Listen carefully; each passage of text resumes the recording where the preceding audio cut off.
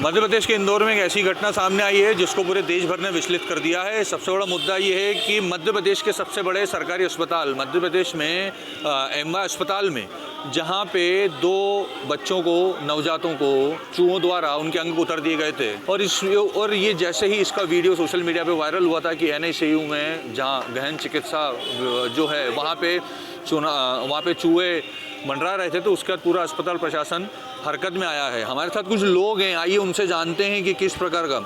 भैया, घटना पूरे देश भर में चर्चित है। 2 बच्चों को चूहों द्वारा कुतरा गया, उसके अंग कुतरे गए और उनकी इलाज के दौरान मौत हो गई। आप क्या समझते हैं इस चीज़? इंदौर के लिए कलंक है।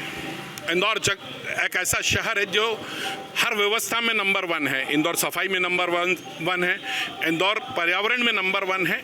लेकिन दुर्भाग्य रहा कि MY जैसी जगह में रोंगटे खड़े हो रहे हैं इस बात को सुन के। मानवीयता मरती नजर आ रही है। क्या हालात बना दिए हैं मेरे शहर के। मुझे रोना भी आता है और गुस्सा भी बहुत आता है। इस वक्त प्रशासन से मेरे अंतर्मन की दर्द को बयां करना शब्द नहीं है मेरे पास। इस वक्त जो हालात इंदौर के दिखते हैं, MY जैसी जगह में चूहे, नवजात शिशु जिसने दुनिया का पहला सूरज की किरण नहीं देखी हो और उसका चले जाना, क्या बात है साहब। ये चूहे से मौत नहीं कहलाएगी, ये लापरवाही से मौत कहलाएगी। लापरवाही इस ढंग की होगी तो इसको कभी कोई बर्दाश्त नहीं कर सकता। इस शहर के हर नागरिक के मन में दर्द है। इस बात को शासन प्रशासन को मुस्तैदी से संज्ञान में लेना चाहिए। और मैं तो ये मांग करता हूँ कि जो लोग इसमें दोषी हैं उन पर न केवल FIR हो, उनकी डिग्रियां भी जब्त होना चाहिए और उनका अधिकार भी खींच लेना चाहिए। ये इस शहर के लिए दानव है, दानव। जो नन्हे बच्चों की जान ले ले, ये कतई मंजूर नहीं हो सकता। इस शहर के हर आदमी के दर्द है। कोई आदमी राजनीति के हर पहलू से ऊपर उठ के इसके लिए खेद व्यक्त करता है कि ऐसा शासन प्रशासन हमने नहीं देखा था। हम तो हमारे शासन की बात करते हैं, हमारा शासन है, मेरी सरकार है। पर मेरी सरकार में अगर ये हुआ है तो मुझे दुख है। मैं इसकी बहुत कड़े शब्दों में वो करूँगा कि ये कोई व्यवस्था नहीं बन पाएगी। इसको सुधार लाना होगा। हम किस दिशा में बढ़ें इसका प्लानिंग करना चाहिए था। कहीं हमारी प्लानिंग में भी चूक है, हमारी व्यवस्थाओं में चूक है, और जो लोग जिम्मेदार हैं उनको सज़ा बिल्कुल मिलना चाहिए। मैम, आपका क्या नज़रिया अगर देखा जाए तो? इंदौर का सबसे बड़ा हॉस्पिटल है ये, और देखा जाए तो बहुत ही बड़ी लापरवाही वाली बात है। 2 छोटे छोटे बच्चे सडन ऊपर चले गए और ये तो बहुत ही बड़ी लापरवाही है। उनको ध्यान देना चाहिए उस बात पे, और जो लोग दोषी है उनको कड़ी से कड़ी सज़ा भी मिलनी चाहिए। भाई साहब, आपका क्या नज़रिया है, क्योंकि इंदौर शहर की बात? बहुत दुर्भाग्य की बात है कि ऐसा नहीं होना चाहिए। ये पहले भी घटनाएं हो चुकी हैं पर कोई एक्शन नहीं होता। ये फर्स्ट टाइम नहीं हुआ है, पहले भी हुए हैं ऐसे। कोई फ़र्क नहीं पड़ता है। 2 दिन 4 दिन पेपर में आ जाता है, उसके बाद न्यूज़ में सब खत्म। सज़ा मिलनी चाहिए, बहुत ज़रूरी है। आपका क्या कहना है? अगर बात करूं, जिस हिसाब से हालात बन गए, 2 बच्चे के एक्सपायर हो गए और एक बच्चे की माँ बाप उसको छोड़ के लावारिस गायब हो चुकी। देखो, ये तो एक आज मन बड़ा दुखी है कि आज हमारे शहर में और इतना बड़ा हॉस्पिटल, और एक बच्चा तो ठीक है, एक के साथ 2 बच्चों के साथ ये घटना घट गई। मतलब ये सबसे बड़ी लापरवाही है। इसे हम एक दुर्भाग्य भी नहीं कह सकते, मतलब ये एक बहुत बड़ी लापरवाही है वहाँ के स्टाफ की, वहाँ के डॉक्टरों की। तो इन चीज़ों पर तो उन्हें ध्यान देना ही चाहिए और सरकार को बिल्कुल इन पर कड़ी से कड़ी कार्रवाई करना चाहिए। आपकी क्या राय है भैया? हमारे को तो इंदौर के लिए अच्छी बात नहीं है।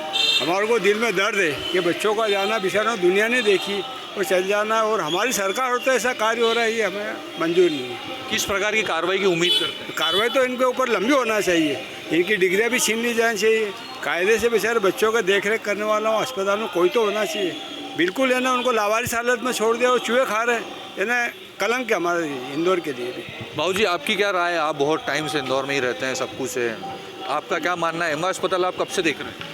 इंदौर का MY हॉस्पिटल इंदौर ही नहीं, शायद पूरे मध्य प्रदेश का सबसे बड़ा हॉस्पिटल है, और उसके पहले भी करोड़ों रुपए खर्च करके इसमें चूहों के और इसका इलाज किया गया था। लेकिन अभी इतनी दुखद स्थिति है, हमारे लिए शर्म की बात है जब सारे अखबारों में इंदौर का नाम बहुत प्रसिद्ध है खान पान में, स्वच्छता में, और इतनी लापरवाही निश्चित ही दुखद है, बहुत ही शर्मनाक है।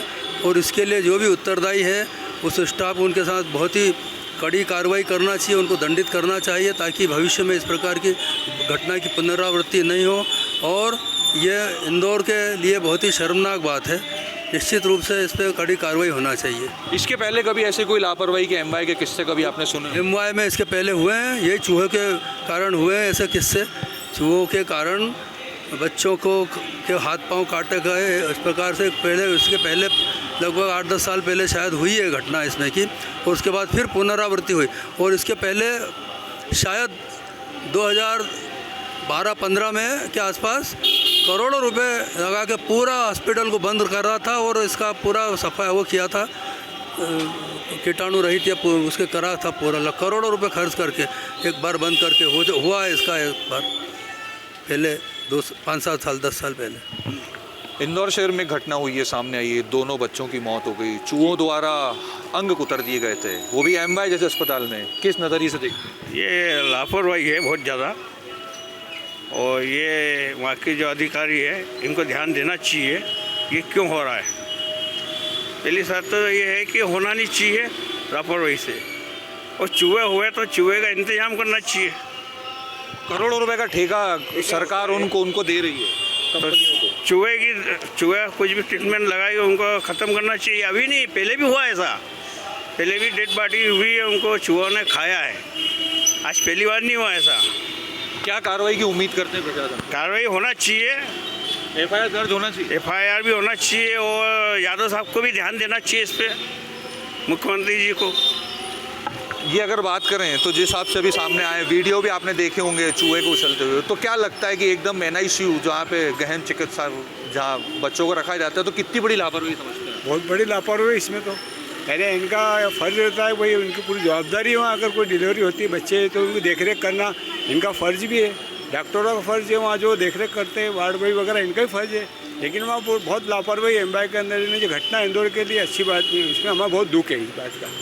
दादा अगर बात करें तो किस हिसाब से कार्रवाई होना चाहिए? क्योंकि अभी जैसे 1 लाख रुपए का पेस्ट कंट्रोल कंपनी पे फाइन लगा दिया, 2 नर्सों को हटा दिया, अधीक्षक को नोटिस दे दिए, इससे ये सब लिपाप होती है। ये बड़े जिम्मेदार लोगों को दबाने और छुपाने की कहानियां हैं। इससे कुछ नहीं होगा कि पेस्ट कंपनी से और उसको और इसको। हमारा ये मानना है कि इसमें घनघोर लापरवाही है। जिम्मेदार लोगों को, जैसा कि मैं कह रहा हूं कि एफआईआर से ऊपर भी कुछ हो सकता है तो वो भी करना चाहिए। ये दंडित होंगे तभी सुधरेगा। जब किसी चीज़ की सज़ा मुकर्रर होती है तो व्यवस्था में नाज़िर तैयार खड़ी होती है। उस नाज़िर को बनाने की ज़रूरत है, वो हिम्मत और वो पावर दिखाने की ज़रूरत है। ये केवल ये छोटे मोटे निचले नहले दोहले को वो नहीं करना चाहिए, इस पर सख्त कार्रवाई भी होना चाहिए। ये केवल घटना हुई है तो जांच और ये और वो और उसको दंडित करके उसको, ये सारी चीज़ें बकवास है। सीधे सीधे हमारा मानना है कि इन पे जैसे एक अपराधी पर कार्रवाई होती है, एक आतंकवादी पर कार्रवाई होती है। जब ये आतंकवादी कहानी है, ये लापरवाही एक आतंकवाद का हिस्सा है। जीते जी हमारे 2 बच्चों की जान चली जाए, चूहे जैसी चीज को पकड़ नहीं पाए। वहाँ इतने चूहे हैं एमवाई में।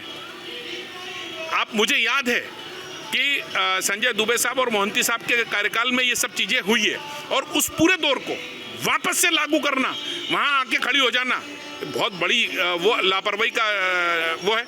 इस पर तो तुरंत सरकार को बिना किसी उससे ऐसे लोगों को एफआईआर भी करना चाहिए, और एफआईआर के साथ साथ और जितनी बड़ी कड़ी सजा हो सकती है, कानून के प्रावधानों में जो चीज़ हो सकती है वो सब लागू करना चाहिए। नाजिर बनना चाहिए कि कोई भी तरीके से किसी भी अबोध की जान चली जाए, दिल पिसच रहा है साहब मेरा, तो ये हो नहीं सकता। दादा ये जिस हिसाब से कार्रवाई करिए 1 लाख रुपए का दंड लगा दिया कंपनी पे, 2 नर्सों को सस्पेंड कर दिया, अधिकारियों को नोटिस दे दी, तो ये क्या लगता है कार्रवाई? ये तो केवल लिपाप होती है, और जांच, किसी भी मामले को ठंडे बस्ते में डालना तो एक ही शब्द है, जांच। बस उसका कोई रिजल्ट आता नहीं। बरसों हो गए इस देश में हर अनेक मामले की जांच होती है और उसका कोई रिजल्ट आता ही नहीं, मालूम ही नहीं पड़ता है कि क्या हुआ। तो ये केवल लिपाप होती है। कड़ी से कड़ी कार्रवाई की जाए।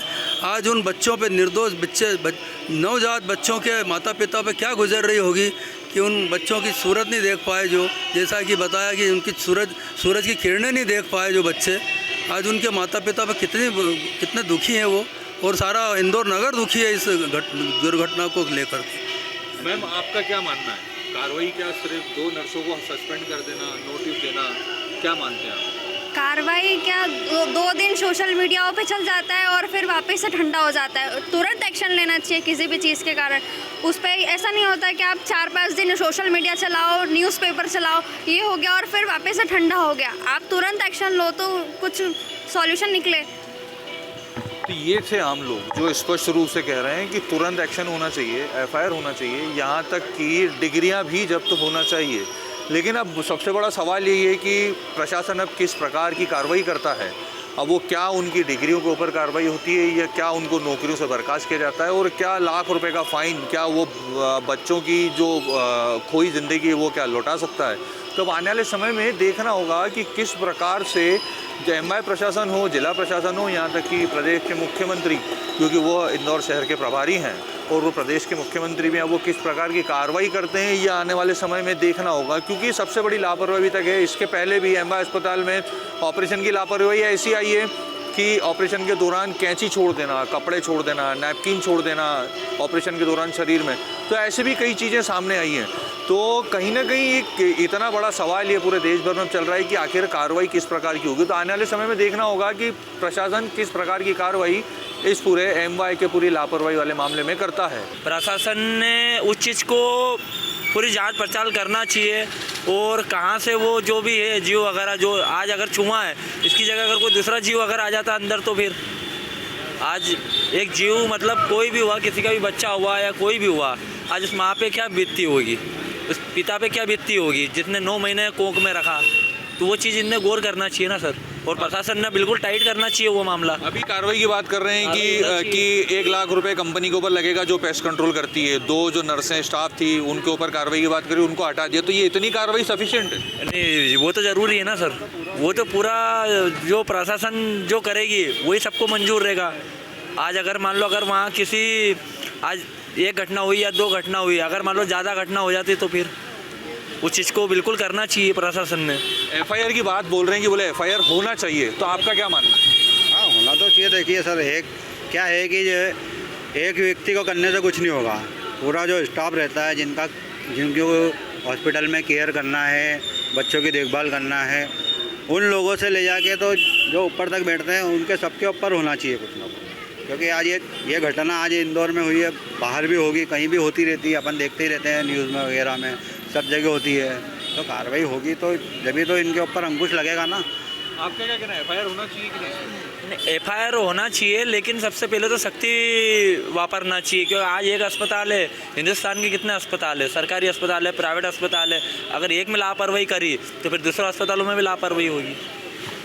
ये थे मेरे साथ आम लोग जो स्पष्ट रूप से कह रहे हैं कि बड़े स्तर पर कार्रवाई होना चाहिए, यहाँ तक कि एफआईआर भी दर्ज होना चाहिए।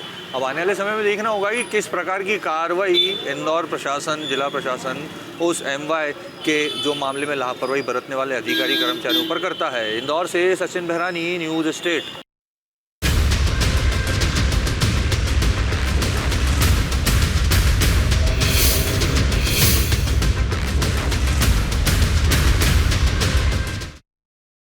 जीएसटी काउंसिल की बैठक में देश भर में जीएसटी स्लैब में बदलाव हुए हैं और ये बड़े बदलाव देश भर में खासा असर डालेंगे। व्यापार पर, किसानों पर, महिलाओं पर, आम लोगों पर कितना असर इस नए स्लैब से पड़ेगा। हमारे साथ छत्तीसगढ़ चैम्बर ऑफ कॉमर्स के पूरे पदाधिकारी यहाँ पर मौजूद हैं और ये तमाम पदाधिकारी जो हैं वो अलग अलग व्यापार से जुड़े हुए हैं। इनसे ही समझने की कोशिश करेंगे कि जो नया जीएसटी स्लैब है उसको ये लोग कैसे देखते हैं। सबसे पहले तो मैं आपसे समझने की कोशिश करूँगा कि ये जो नया बदलाव हुआ है, इस पूरे बदलाव से कितना असर व्यापार पर पड़ने वाला है। मैं सबसे पहले निर्मला सीतारमण जी का धन्यवाद करूंगा और प्रदेश के मुखिया विष्णुदेव साय और हमारे चौधरी जी का, जिन्होंने हमारी बात चेंबर की और व्यापारियों को मिलने का मौका वित्त मंत्री से दिया और छत्तीसगढ़ की आवाज़ दिल्ली तक पहुंची। छत्तीसगढ़ के चेंबर ऑफ कॉमर्स हमेशा व्यापारियों के लिए हितैषी का काम करते आए और चेंबर से रिलेटेड व्यापारियों को जो जीएसटी में तकलीफें आ रही थी उसका उन्होंने सारी चीज़ों का उनसे अवगत कराया। और टैक्सेशन का पिछले 8 साल से जो हमको ऐसा लग रहा था कि ये स्लैब ज़्यादा है, उस स्लैब को उन्होंने कमी करने की मांग रखी और हमारे वित्त मंत्री ने छत्तीसगढ़ चेंबर ऑफ कॉमर्स की बात को स्वीकार करते हुए बहुत सारी चीज़ों को हम तो ये बोलते हैं कि हमने जो उनको सुझाव भेजे उसमें 70% से ज़्यादा हमको जीएसटी उन्होंने हमारे मांगों पर प्रदान की। उसके लिए हम निर्मला सीतारमण जी का धन्यवाद देते हैं। निश्चित रूप से छत्तीसगढ़ चेंबर ऑफ कॉमर्स, मैंने आपको बताया कि व्यापारियों की संस्था के हिसाब से देखता है, तो निश्चित रूप से जो जीएसटी कम हुई है इसमें व्यापार की वृद्धि होगी। और जो हम इलेक्ट्रॉनिक गुड्स से आते हैं, टीवी का काम है 28% से 18% हो गया। 10% की टीवी का एक आम आदमी का बजट होता है कि मैं 60,000 की टीवी ले रहा हूँ, अब उनमें 10% का जीएसटी कम हो गया तो मोटा मोटी उसका 5,000 रुपये है। तो 5,000 रुपये में दूसरी चीज़ों को खरीद के जो व्यापार की ग्रोथ होगी उससे व्यापार बढ़ेगा और छत्तीसगढ़ का व्यापार फलेगा, देश से विकसित होगा, देश विकसित होगा। आप कैसे देखते हैं इस पूरे बदलाव? जीएसटी काउंसिल की बैठक में जो सरकार ने निर्णय लिए हैं उससे निश्चित ही अर्थव्यवस्था मजबूत होगी। व्यापारियों को ये फ़ायदा होगा कि जो उनके इन्वेंट्री में इन्वेस्टमेंट लगता है वो इन्वेस्टमेंट सीधा 10% नीचे हो जाएगा। उपभोक्ताओं के लिए 10% अगर कीमतें घटेंगी तो मार्केट में डिमांड बढ़ेगी, कैश फ्लो अच्छा होगा, कंजम्पशन ज़्यादा होगा। तो सरकार को इससे कोई नुकसान नहीं है, सरकार को फ़ायदा ही है और उपभोक्ताओं को फ़ायदा है। 10% अगर कीमतें गिरती हैं, मार्केट में कैश फ्लो बढ़ता है तो उससे सारे व्यापार की वृद्धि होती है। ओवरऑल महंगाई कम होगी और इन्वेस्टमेंट साइज ट्रेडर्स की कम होगी स्टॉक में, तो उनको भी काम करने में ईजी होगा। अर्थव्यवस्था को मजबूत करने के लिए ये प्रतिबद्ध है सरकार, जो दिखता है इन नियमों से। आम आदमी को कितनी राहत है इससे? सर्वप्रथम बहुत बहुत बधाई। आम आदमी तो बहुत ही आज हर्षित है। आपकी भी जीएसटी की जो बैठक में निर्णय लिया गया, इसमें इंश्योरेंस सेक्टर को जीरो कर दिया गया। इंश्योरेंस सेक्टर में जीएसटी की दरें को जीरो कर दिया, जिसके कारण आज हम ये कहना चाहेंगे कि मोदी जी की एक दूरगामी जो सोच थी उसको उन्होंने चरितार्थ किया है। और एक आम आदमी जो अपने आप को स्वास्थ्य से संबंधित समस्याओं से दूर रखना चाहता था, उनके लिए जो 0% आपने जीएसटी की दरें की, उसके लिए बहुत बहुत खुशी है, खुशी की लहर है। व्यापार व्यवसाय तो बढ़ेगा और साथ साथ में आत्मनिर्भरता भी बढ़ेगी। आत्मनिर्भरता बढ़ने की बात होती है, लेकिन अगर हम राष्ट्रीय स्तर के मुद्दों की बात करें, अंतर्राष्ट्रीय स्तर के मुद्दों की बात करें, ट्रम्प का टैरिफ एक बहुत बड़ा विस्फोट जो है वो अभी हाल ही में हुआ था, उसके जवाब में या फिर इस नए जीएसटी स्लैब से कितना असर जो है अंतर्राष्ट्रीय बाजार में पड़ता हुआ दिखाई दो? बहुत बहुत बधाई देना चाहूँगा मैं आम जनता को। दिवाली के पहले की दिवाली आज हमारे फाइनेंस मिनिस्टर ने और मोदी गवर्नमेंट ने हम सबको प्रोवाइड की है। ट्रम्प के टैरिफ के कारण जो हमको एक्सपोर्ट में नुकसान हो सकता था, उसकी भरपाई जो अभी नया जीएसटी का स्लैब आया है उसमें काफ़ी हद तक हम देखेंगे कि लॉन्ग टर्म में हम उसकी काफ़ी अच्छी भरपाई हो जाएगी, क्योंकि लोकल जो कंजम्पशन है वो बढ़ जाएगा। साथ ही साथ जो एक्सपोर्टर्स डिपेंडेंट थे अमेरिकन मार्केट्स के ऊपर, अब वो इंडियन मार्केट्स को भी एक्सप्लोर करेंगे और इसके अलावा वो यूरोपियन मार्केट्स और सिंगापुर के मार्केट्स, हांगकॉन्ग, चाइना के मार्केट भी एक्सप्लोर करेंगे। तो हो सकता है कि हमको एक्सपोर्ट के नए एवेन्यू भी खुल जाए। तो टैरिफ के कारण जो हमको लग रहा था कि इंडिया को नुकसान आ सकता है, पर ये जो जीएसटी का इन्होंने डिसीजन लिया बहुत अच्छा वेलकमिंग डिसीजन है। एसेंशियल गुड्स को इन्होंने लगभग 0% कर दिया, फूड प्रोडक्ट्स पे 0% कर दिया इन्होंने, एग्री प्रोडक्ट्स पे काफ़ी सारे प्रोडक्ट्स पे 0% कर दिया है। और जो रोज़मर्रा की कारें होती हैं, जो कम वैल्यू की 1200 सीसी से नीचे की कारें हैं, उसके ऊपर भी जीएसटी इन्होंने कम कर दिया है। होटल इंडस्ट्री जो एवरेज रूम्स होते हैं 7,500 रुपये के जो रेट के नीचे के रूम्स पे, उस पर जीएसटी कम कर दिया। तो टोटल मिडिल क्लास को, आम पब्लिक को ध्यान में रखते हुए जीएसटी लाया गया है। तो 100% इंडिया की इकोनॉमी को बहुत बड़ा बूस्ट मिलने वाला है। अगले 2-3 साल में इस जीएसटी का फ़ायदा हम सबको देखने को मिलेगा। 2-3 सालों में इस जीएसटी का फ़ायदा जो है सबको देखने को मिलेगा। 3 स्लैब अब टोटल बचे हैं, 40, 18 और 5। कितना फ़र्क इन 3 स्लैब से जो है बाज़ार में आएगा? कितना फ़र्क आम लोगों को इसका लाभ मिलता हुआ दिखाई देगा और व्यापारियों को सीधा कैसे लाभ मिलेगा? निश्चित रूप से जो स्लैब आप जो बता रहे हैं कि 3 स्लैब बचे हैं, और उसमें मैं एक और एडिशन चाहूँगा कि जो कई स्लैब्स में 5%, 10%, 5% और 18% तक, उसमें गवर्नमेंट ने 0 भी कर दिया है।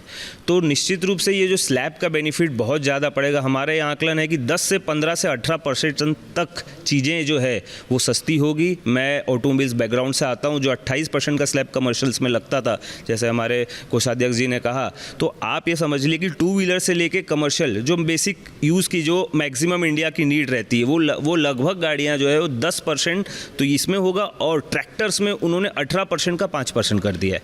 तो जो ये बहुत बड़ा एक ह्यूज बूस्ट आएगा इकोनॉमी में, क्योंकि आज हमारा देश 5 ट्रिलियन इकोनॉमी के ऊपर आगे बढ़ रहा है। ये 10% ज़रूर स्लैब कम हुआ है, लेकिन गवर्नमेंट का रेवेन्यू कम नहीं होगा इससे, क्योंकि ये 100% इकोनॉमी को बूस्ट देगा। आज कॉस्ट ऑफ हमारी प्रोडक्शन कम होगी, हमारा एक्सपोर्ट्स बढ़ेगा। भले ट्रम्प जी टैरिफ लगाएं, लेकिन इंडिया के लिए खाली अमेरिका मार्केट नहीं रहा, पूरा एक ग्लोबल मार्केट आज बैठ चुका है। हमारे हर चीज़ में कॉस्ट ऑफ प्रोडक्शन जो है वो कम हो जाएगा।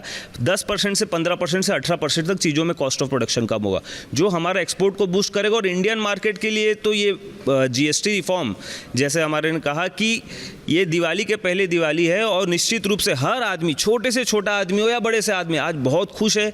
एक पॉजिटिव वाइब्स बिजनेस में आई है, जो एक बहुत ज़रूरी थी। एक पॉजिटिविटी आई है कि ये रिफॉर्म से आज हमारा, हम देश के लिए टैक्स भी हम देंगे और हमारा भी पॉकेट बचेगा, मिडिल क्लास आदमी के। मिडिल क्लास का आदमी का पॉकेट बचेगा। अब सवाल बचता है कि जीएसटी स्लैब में बदलाव हुए हैं, ऐसे में आम आदमी की पूरी तरीके से बल्ले बल्ले हो गई है। आप कैसे देखते हैं स्लैब?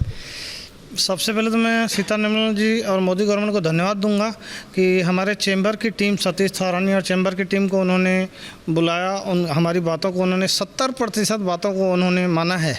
और मैं आज जैसे व्यापारियों से मिला, जिसमें एफएमसीजी और जो भी इलेक्ट्रॉनिक्स वाले हैं, सीमेंट वाले हैं, उन्होंने बहुत ही अत्यधिक प्रसन्नता है और चैम्बर की बहुत सराहना कर रहे हैं कि भाई इन्होंने जो भी 28 से 18 किया सीमेंट कंस्ट्रक्शन में, इलेक्ट्रॉनिक्स में 28 से 18 किया, या जो मिक्सचर और एफएमसीजी बिस्कुट जो बाहर से आते थे उसमें 5% किया। इसमें इतना उनमें व्यापार करने की मतलब उमंग सी जाग गई है उनमें कि भैया अब हम 5% में व्यापार करेंगे। नहीं तो उनके लिए 12% बहुत स्लैब ज़्यादा था, 28 वालों के लिए 18 ज़्यादा था। तो निश्चित रूप से सरकार का नुकसान नहीं होगा, इसमें भरपाई होगी और व्यापारी बहुत खुले दिल से टैक्स भरेंगे। महत्वपूर्ण बात निकल कर सामने आई कि व्यापारियों में उमंग सी जाग गई है। व्यापारियों में अगर उमंग जागती है तो स्वाभाविक तौर पर बाजार में बहुत सारी चीज़ें सरल हो जाती हैं, आम आदमी के लिए उससे सीधा लाभ मिलता है। आम आदमी को बहुत अच्छा बेनिफिट मिलेगा। अभी आप इसमें सेगमेंट में देखेंगे, जैसे स्टेशनरी सेगमेंट है, हर एक व्यक्ति को, हर एक बच्चे को, हर एक इंसान को एक स्टेशनरी की ज़रूरत पड़ती है। नोटबुक हो, पेंसिल हो, शार्पनर हो, ये सब चीज़ें हर एक स्टेशनरी के आइटम्स को ज़रूरत पड़ती है। उसमें सरकार ने सीधा जीएसटी नील कर दिया। एक आम व्यक्ति को, जैसे आप जाते हैं, डेयरी है, घी है, प्रोडक्ट्स है, बटर है, ये डेली नीड्स वाला आइटम है, डेली वाला आइटम है, इसमें सरकार ने जीएसटी नील कर दिया। और जो मेरे साथी भाई ने बताया कि जो हेल्थ इंश्योरेंस और टर्म प्लान की बात करेंगे, हर एक व्यक्ति की ज़रूरत है मिडिल क्लास के लिए, सीधा 18% बचत है साल की, जीएसटी लगता है टर्म प्लान पे या हेल्थ इंश्योरेंस पे। ये बहुत बेनिफिट देगा। और जो व्यक्ति टर्म प्लान नहीं लेता, जैसे सरकारी कहती है टर्म प्लान लीजिए, हेल्थ इंश्योरेंस लीजिए, वो अब उस पर विचार करके लेगा ही लेगा, क्योंकि उसका साल का सीधा 20% का खर्चा बच रहा है। बहुत महत्वपूर्ण बात निकल कर आई कि जो है कहीं ना कहीं टैक्सेस में भी इसमें फ़र्क पड़ेगा। आपसे महत्वपूर्ण सवाल ये बचता है कि देखिए, व्यापार सेक्टर की बात हमने करी, व्यापारियों को लाभ होगा, बाज़ार में बूम आएगा, आम आदमी कितना प्रभावित होगा? जो किसान है वो कितना प्रभावित होगा? ऐसा आदमी जो रोज़ कमाता है, रोज़ खाता है, वो कितना प्रभावित होगा? आम आदमी के लिए जैसे एग्री प्रोडक्ट्स में उन्होंने काफ़ी सारी चीज़ों में जीएसटी को सीधा 0% कर दिया है, तो खेती किसानी को इसमें 100% फ़ायदा होने वाला है। साथ ही साथ जो एग्रीकल्चर के लिए हमको जो प्रोडक्ट्स लगते हैं, यूरिया वगैरह जैसे जो हमको पहले इंपोर्ट करना पड़ता था बाहर से, उसके भी लोकल मैन्युफैक्चरिंग चालू हो जाएगी, क्योंकि जीएसटी नहीं ला जाएगा सब चीज़ों पर। तो हमारे फर्टिलाइज़र्स यहाँ मैन्युफैक्चर होना चालू हो जाएंगे, तो एक तरह से मेक इन इंडिया को एग्रीकल्चर सेक्टर में भी बहुत बड़ा बूस्ट मिलेगा। ट्रैक्टर की सेगमेंट को आप देखें, 12% से सीधा 5% कर दिया है, तो ट्रैक्टर एक किसान की आज नेसेसिटी बन गया। अब बैल से जुताई नहीं होती, अब ट्रैक्टर नेसेसरी हो गया, तो वहाँ पे आप सीधा 7-8% का आपको फ़ायदा मिल रहा है डायरेक्ट किसान को।